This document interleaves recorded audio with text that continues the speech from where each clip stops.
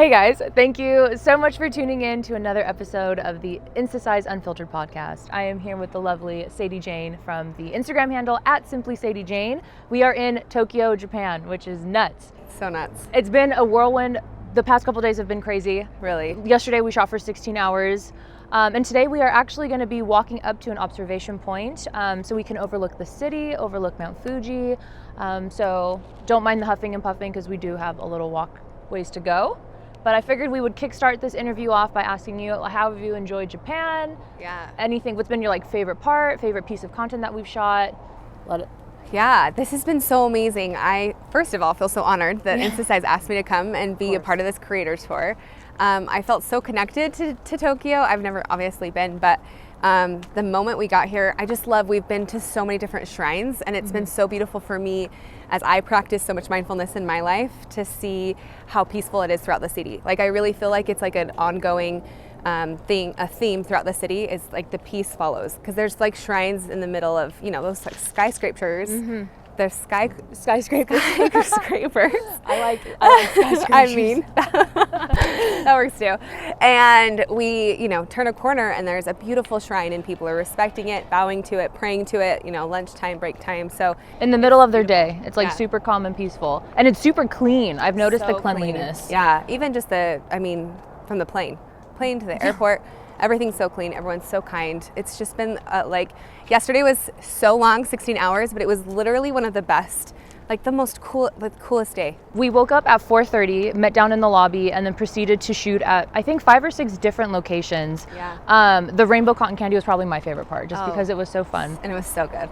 I'm obsessed with cotton candy. So. I was gonna say, are you like a sweet person or a totally savory person? 100% sweet, which is funny because people are like, oh, fitness, and I'm like, no, girl, like I work out, I eat my cotton candy. Yeah, so Sadie is a fitness wellness, I would say, within that niche. Yeah. So tell us a little bit about your Instagram journey. When did you get started? At one point, did you realize like, wow, this is really picking up? If there was a point, or if it just kind of happened gradually, but what's your story? Yeah, so I actually started, I feel like forever ago. I was like an OG blogger, kind of, not really, but I feel a little bit just because I've been in this space for so long. So it's been almost 10 years. I started a blog, like a mommy blog, when I first got married. And it's kind of evolved. I remember the first time I saw somebody else doing blogging for like an actual business, and I was like, I want to do that. Like, I always felt like I had something to say or something to share, which is kind of funny coming from like a small town girl from Idaho who later she found out there's a lot of issues that I had that I needed to resolve, and that kind of goes on with my journey and goes along further with my story. But because you grew up in Idaho. And I'm assuming maybe, I mean, blogging and Instagram didn't really pick up until I don't know, roughly 6-7 years ago. Yeah, I think Instagram especially, and people think like right now even blogs are dead, but my blog's still hot and heavy. But I started like integrating, I was a registered nurse, labor and delivery nurse, and I kind of integrated some of my stories and then stories about the grocery store and the kids. And then I just started doing like tutorials, like hair tutorials on my daughter. And then I lost 80 pounds after my second son, and I kind of, I started and I shared that journey and documented it, and that was like when I very first had a huge connection with women. And women would email me and talk about how like they would use my workouts with like no shoes because they couldn't afford it in their family room, and it was a connection that I yearned for that I didn't even realize I wanted.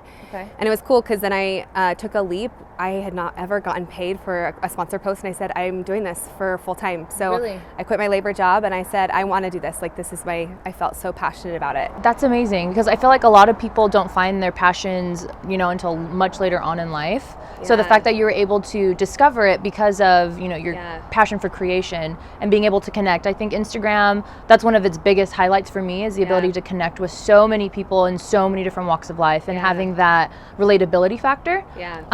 So what is your favorite part of Instagram? And then in contrast, what would you say is your least favorite part of Instagram? Yeah, so I think I loved Instagram. Well, it was interesting because when I started sharing about my fitness journey, I started Instagram. So my blog came first, and then I got my first iPhone, and it was like, oh, finally Instagram. And it was a whole nother, I felt like it was almost like its own separate blog. It had its own audience. It was so beautiful because it was so just a picture, and then you could share so much with just that picture. And it evolved. My Instagram, obviously, like if you scroll back to the beginning, it's evolved with me. And I've loved that as my readership has evolved with me, because it didn't just like, fitness and 80 pounds was not even half of my journey. And now that I've kind of come full circle and recovered from drug abuse, addiction, and body dysmorphia disorder, and found where real self-love lies and like where my self-worth was, because that's what I wanted when I lost that weight. And it wasn't about my weight or my pant size. And I had to find that journey, and that's like what my mission is. And so I have always loved Instagram. Like if you look for negativity anywhere, you're gonna find it. So that's why people have negativity from it, because they pick from that. But you can find so much inspiration and love from so many. I mean, it's connecting us to places all over the world that we never thought. And I follow people like Tokyo, and I follow creative like bakers from Tokyo that are just living their best life and sharing that with the world, and it makes the world smaller and therefore connects us more. Like I think it does such a service for moms too, because it's such a lonely time in their life. It can be, and it helps them see like they're not the only one. And I want that to be that space. My page to be that space for the women. Like, come to my page, and we will lean on each other. We'll have that community. Get the education you need to really find true self-love, self-awareness, which is, I mean, fitness is just a tiny piece of that. Absolutely. So. I love that you said if you actively search out for negativity, you will find it. I think that is so prevalent in today's digital era. I feel like so many people kind of lose themselves in the comparison game, right? You know, this person's living this amazing life and I'm not doing anything like that. So I love that you spread such positivity through your content, through your blog, through your messages. I've been a fan. I'm a fan. Hi, I'm a fan. Thank you. Nice to meet you. Nice to meet you in person. But in previous conversations, when talking about influencers and creating, you said that you're an entrepreneur, and that is through and through. I don't know if you guys are familiar, but Sadie has a line of workout books, or workbooks, courses? So I noticed when I kind of started sharing, so what happened is I was done having kids after I lost that 80 pounds because I was a slave to my weight. And then once I found yoga, meditation, mindfulness, hypnotherapy, I finally gained like my power back, and I kind of came out of this fog, and I knew that there was another baby out there for me. And I was so grateful that I had the opportunity, because I know the sacredness of that. So I had Henry, and I kind of went through this journey, and it took me a second to share that on my feed because it was so real and nerve-wracking for me. And then when I started sharing it, and when people started noticing a difference, because the readers that were like the OGs, like they knew that something was different. And I've been so grateful that they've kind of shared, because when you do it for so long, you go through, I mean, no one's perfect. And so they think it's not like I ever thought I had the answers, but I share what I know, and then I keep growing, right? Absolutely. So, and that's probably why you keep growing, because people, they love the transparency and the authenticity that comes with you. Yeah, it's so important to me, because that's such a huge part of my growth. So when I started sharing that more, people said like, where do I start? Like, where do I even begin? And I very quickly knew that Simply Sadie Jane wasn't just me anymore. And I manifested and prayed and like wrote down a whole list of things I wanted to do, as far as a business partner and a videographer that hired, like an editor, assistants. So you went all in. I went all in. I'm like, if I'm doing this, I'm like, I can do this. Like, it was so scary. I'm like, am I the entrepreneur type? I don't know, but I'm doing this. I'm creating this. I'm spending so much time. Like, I need to package this differently so that it can reach more people in the world. Because really, my mission is to reach women all over the world. I want them to feel empowered and know that they can find that through me. And to grow that community grow the community of powerful women that can find love within themselves. So I started writing books, like course books, and I have a full 90-day self-love and awareness course. It's 5 courses in one, and then I have a maternity and labor one. I have guided meditations and kids meditations. I'm releasing a kids self-love course with like, literally we made a cartoon and like an activity book. And do you guys see why I'm a fan? Like, you are incredible. You honestly are so incredible. I just am going for it. Like, honestly, a lot of times I'm like, I don't know what I'm doing, but I sit down and I envision what I want to share with the knowledge that I have and the education that I've learned, like, you know, worked so hard for, and I'm just learning every day. And so this is a complete learning process for you. Like, 100%. In the midst of everything, this is a complete learning process. And it's scary, and it's not easy, and I think like if it's scary, you're doing something right and you're taking a leap, because I also have 3 young kids, and balancing that and knowing that I'm, you know, a good example to them, and balancing the idea of an entrepreneur and also a mom, and being all of it together, and traveling the world with them. And I mean, there's just no end to your dreams, and you don't even know what your dreams are, but if you like sit down, and I teach a little bit about this in my self-love course, but if you sit down and actually think about what your possibilities are, or like what's important to you, and write them down and see it on paper, you're letting God and the universe know that, and then there's no bounds. Absolutely. At the start of this year, I thought all I wanted to do was travel to a foreign country that I'd never been. And the fact that we're here, and this is Mount Fuji. This is something that I've only ever seen on Instagram. And look, the top. Oh my gosh, it's totally clear. The clouds cleared. It's been cloudy all day. This is so beautiful. What a beautiful moment. Should we sit and ponder at Mount Fuji? Still shot? Wait, like this. Wait, like this. I was going to say, when it comes to shooting, do you have any tips on like how you capture content or how you get in the right like mindset to not be nervous? Because I know it is nerve-wracking getting in front of a camera. This was nerve-wracking to begin with, but we're totally chill now. Well, I, as you know on my page, like I'm all about the real relatability, but I love creating, and I love the artsy stuff. I try to mesh it all together because I think there's such a beautiful, like I follow so many curated artists that come up with a concept of a photo, and it's just exquisite. Like the 3 girls that are on this tour with us. Yes, we're with 3 other women who are all incredible, very travel focused bloggers. And they're just beautiful. Their feeds are so beautiful. So for me, I just really I listen to like kind of what I'm wanting in that space and what I want to capture for that moment for other people to have that experience as well. And then just remember to be like that relatable and real, because I used to before I had Henry, my 3rd son, when I had lost all that weight and I looked in the mirror and saw a bigger person and didn't see the ribs, and it was just so sad. I would edit my photos. I would edit my body. Like I wanted to portray something different, and now it's just portraying the moment. So being confident in who you are and knowing that that's enough, and then like going with your vision is so important to me too. So I was gonna ask, so when it comes to having a family and building this career online, and in the real world, do you draw any limits to how much you share, or are you pretty much like whatever you're feeling in that moment is what you talk about, or do you not really post about your children? Because we've interviewed mommy bloggers in the past who are like, I kind of keep my kids more private. Where do you kind of draw the line? I think if I was to ask a reader that, they would say like I pretty much let it all in. I do post my kids. I have always. I share really intimate stuff, but obviously there's things like, it's funny because as authentic and real as I am, there's still stuff that's super sacred to me that I don't share.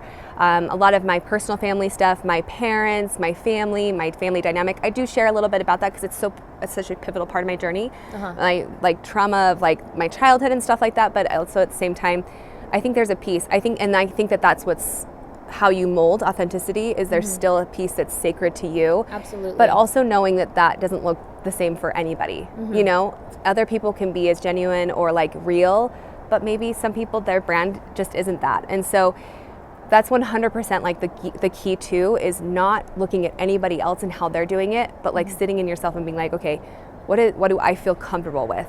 Because I feel comfortable sharing the things, or else I wouldn't share them. And I know that message needs to get across, or someone needs to hear it, or I know I'll find strength sharing that truth that I have. Amazing. And just still having a little piece that's sacred. So I just take it day by day and post by post, like what do I want out of this post and what's too much, and there's always that sacredness that you keep, and I think that's important.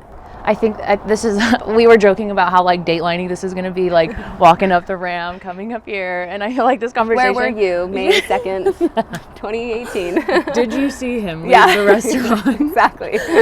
Okay, so let's pause on the seriousness stuff, and let's just kind of get into the more random fun questions. Done. That I think maybe your viewers don't know, or your audience maybe doesn't know about you. So if you were going to have any type of superpower, what would it be? Oh my gosh. Why? Well, I used to think I'd want to read minds, but I think that's literally what my superpower would be. No. Yes, I've always wanted to know. I don't know if it's because I'm nosy. I'm a little nosy. I'm sorry. Yeah. But I'm genuinely curious as to what people are feeling in the moment, and the only way for me to do that is to get into their head. But I actually think flying would be way cooler, because you could go anywhere. But just jump off and. Phew. I wonder how exhausting it would be to But it doesn't matter because it's a superpower. That's fair. Okay, so you would be and you'd be like what, Super Sadie? Would that be your hero name? Yeah, SSJ. Super. I don't even know. SSJ. I feel like that's the name of a plane. I'm flying on the SSJ today. Come on, I'm bored. Okay. Is there anything that your audience may not know? Do you have like a cool secret skill that maybe you haven't shared? Are you an exceptional baker? Yeah, but I'm not exceptional. I do like to bake. I kind of share that though. Okay. I'm like, what else do I have that I haven't shared? No, I'm kidding. Actually, I think my family would say this. Okay. I am really good at memorizing song lyrics, and I love like rapping, which is so dumb. I can't rap. Don't ask me to do it. I will not do that. I literally wrote a rap.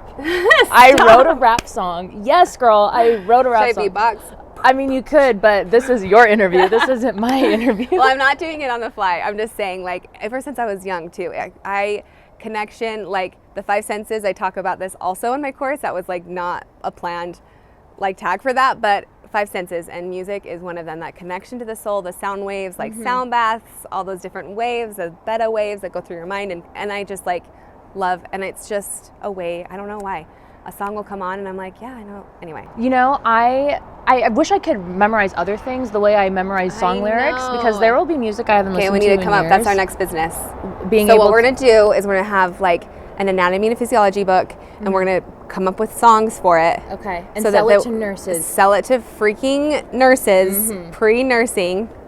They're gonna sing it, and then they're gonna memorize everything, and they're gonna ace it, and it's gonna be a new way of studying, and we're gonna change the world. My best friend is currently in nursing school, and she is, and it's difficult. It's extremely difficult. It's so hard. Nursing, how long did it take you to go through nursing? Just out of curiosity. So I did like a full 6 semester fast pace. So like fall, winter, summer. But I took like multiple credits. I had no life. It was really, really, really hard. But did you always know that nursing was kind of like what you were passionate about, or was just helping people kind of like your draw to it? I always had a drive to help. But I didn't know it was nursing. I actually thought it was animals first, because I used to rodeo in high school and all that stuff. And then I switched to nursing. Yeah, my mom was an LPN, and I kind of was inspired by her. And I'm so glad I went into nursing. Like, it was and it's awesome that I can do what I do now, and it can be related to my nursing. Like, I haven't lost that connection with women, because I get to do that every day on my page. And I get to help women, and that's just, I'm so grateful that my page and the creativity I put out in the world is an avenue for that. When Sadie informed us that she was an RN, I thought, wow, I'm not even concerned about anything on this trip now, because if something goes down, we have help. She is here to save us. I will come. I'm a horrible. All the Band-Aids. Are you good at swimming? Because I'm a horrible swimmer. Yeah, I didn't even know my bases are covered. I'm not a lifeguard. They don't teach anything about that in nursing school. I know. But I could help you. You can help me. That's the point here. Yes. Oh, there's a little mosquito. Okay, so rodeo. Of all the things, like when you say rodeo, do like you mean roping and barrel racing and like goat tying, like the goats jump off the horse and like. So if we have any goats on this trip, no, Sadie I don't do that anymore. Help. And I also think it'd be people would think it's cruel. That's fair. That's fair. I guess in conclusion, as we wrap up our time here in front of the incredible Miss Mount Fuji, they refer to Mount Fuji as a woman, which I thought was really cool, because a moody woman. Woman. She doesn't come out for a lot of people, and if she comes out, she goes back away. She has joined us this entire time. I'm very grateful to her. She's stealing your limelight. She kind of is. It's okay, girlfriend. We can't pay you Mount Fuji for this. Girl, go. We appreciate you. You're a great influencer. But okay, so I guess in closing, if you could share one message to the entire world, like if everyone was going to tune in, what would you tell them? 100%. It would be that whoever's watching, have everything within them already to be the best selves. They are searching, whoever it is out there could be searching for fulfillment, for joy, for love, for acceptance, for happiness, for peace. If they just took a moment to sit with themselves, they would find it already within themselves. And I don't think a lot of people know that. And I just want everyone to know that. Girl, can we hug it out? Can we hug it out? At Simply Sadie Jane, ladies and gentlemen. Yes. A true gem, both on Instagram and in person. It has been so delightful getting to meet you. I know, it's been so great. I love the Insta-size fam. Thank you. You make work not feel like work. So I appreciate you being here, and I appreciate you guys for tuning in. Like I said, if you want to check out Sadie, her handle is at Simply Sadie Jane, and I guess we will catch you on the next Unfiltered Podcast. See ya.